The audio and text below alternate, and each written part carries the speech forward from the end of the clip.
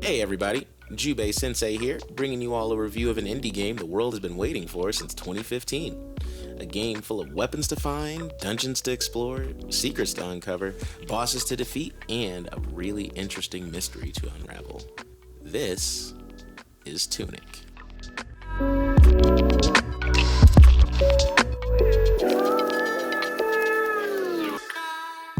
Tunic was originally announced as Secret Legend back in 2015. The premise of a little fox in a big, dangerous, beautiful world immediately harkened back to gaming classics like The Legend of Zelda: A Link to the Past. Various gameplay trailers and demos showed off the isometric world, glimpses of boss battles, and what to expect from a combat standpoint. Flash forward 7 years. The project formerly known as Secret Legend releases as Tunic on March 16, 2022 on PC and Xbox consoles, and boy was it worth the wait. Upon loading into the game, you aren't given any backstory whatsoever. You awaken on an obscure beach on an island with nothing to your name but the tunic on your back and a need to explore. The art of the world is colorful and simple, with rounded edges and minimal detail. Mysterious fires with fox statues burn brightly. Local islanders mill about in the landscape. The soundtrack is relaxing and plays into the idea that this is going to be a cute little romp through the woods. But then, you start to notice this world may not be quite what it seems. Tunic has a story, but it's not one that's outright given to the player. There is no narration and no dialogue. The rest of the pieces are up to the player to put together. Nearly everything in Tunic is expressed in the game's native language. Whether it's an item pickup, a sign outside of a house, or a text description, majority of it will not be in basic English. You as the player will have to overcome that language barrier and make sense of it all. You'll soon discover that there is no map, no icon telling you where to head off next. There is no jump button. A lot of areas are blocked off. You have no weapons, no protection, and no gear. The blob-like inhabitants of the island appear to be friendly from a distance, but as soon as you're close enough to be seen, they lash out at you with fury and tenacity. Our little fox is outgunned, outmanned, and needs to find a way to survive. You happen upon a stick. Finally, a weapon. You'll explore some more and eventually come to a shining door and proceed through it. Suddenly, you're no longer on the island. You're in a void, a place outside of space and time. You'll come face to face with another fox, a much larger fox, trapped in a cell made of various energies. Then it dawns on you. Your goal is to rescue this fox. Armed with this knowledge, and your trusty stick, you set off into the world of Tunic to figure out how to free the fox. Though it seems like a trivial piece of equipment, it is the only thing standing between you and a very quick death. And trust me, you will die. A lot. Death, however, is not permanent. That same creature you're trying to free appears before you and resurrects you to one of those fox statues. You lose a bit of gold, but you're able to continue your progress.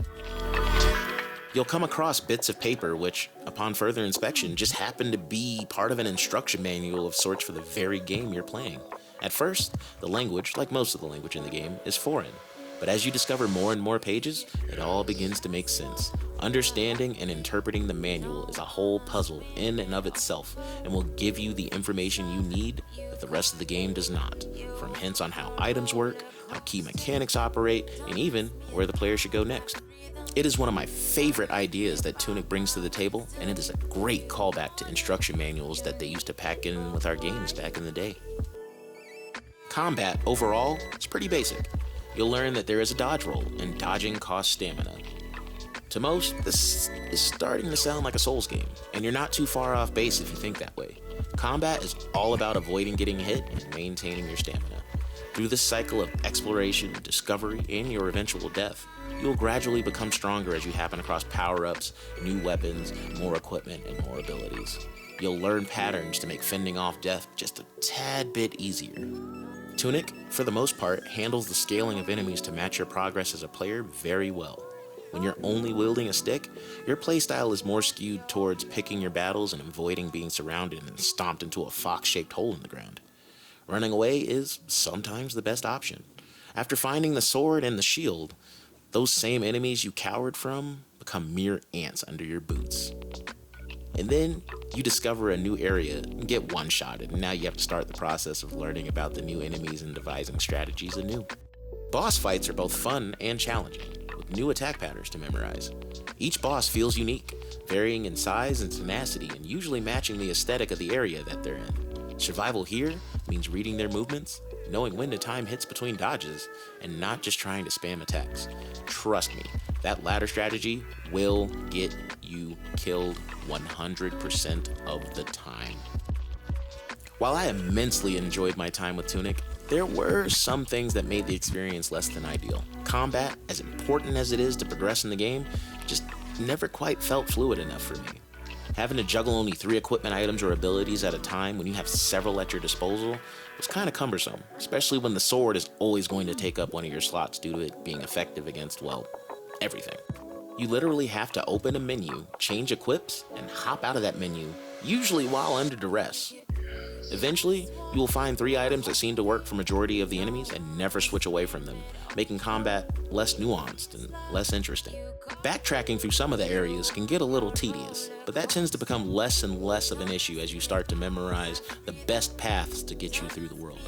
Others may take issue with the pace of the game, how vague and opaque it is about everything, and how the fixed camera makes it hard to see and visualize hidden paths that might be there.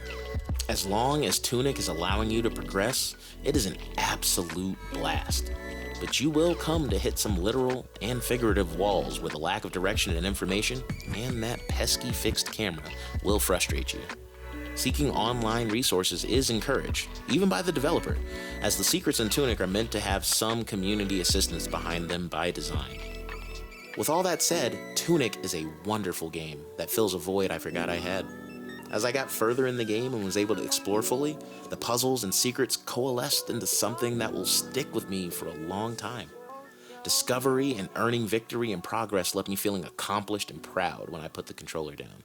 While navigating the various menus, I also discovered a God mode toggle is included in the game, so even gamers out there with skill limitations should still be able to make it to the end. Tunic and its fantastic little fox gets an 8.5 out of 10.